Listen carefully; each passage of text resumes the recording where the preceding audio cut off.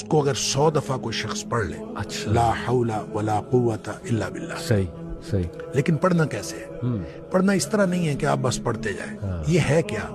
لا حول ولا قوت الا باللہ اصل میں کیا ہے؟ صحیح، حول کا معنی بھی قوت ہے اور قوت کا معنی بھی قوت ہے. لا حول ولا قوت، یوں کہہ لیجئے نہ کوئی اجتماعی طاقت نہ کوئی انفرادی طاقت الا باللہ، سوائے اللہ کے، اللہ اکبر، یا نہ گناہ چھوڑنے کی طاقت نہ نیکی کرنے کی طاقت صحیح، الا باللہ. یعنی یا تو ایک کو پازیٹیو بنا لے، ایک کو نیگیٹو بنا لے، یا ایک کو اجتماعی ایک کو انفرادی. صحیح، اب اللہ کے سامنے اس کو اپنا مسئلہ سمجھ کے نا، اپنا جو بھی مسئلہ ہے وہ سوچے صحیح، اور سوچ کے اپنے اللہ کے سپرد کر دیں. یا اللہ میری تو کوئی طاقت نہیں، نہ انفرادی نہ اجتماعی، الا باللہ. ہاں تو عطا فرمائے طاقت تو ہو سکتی ہے.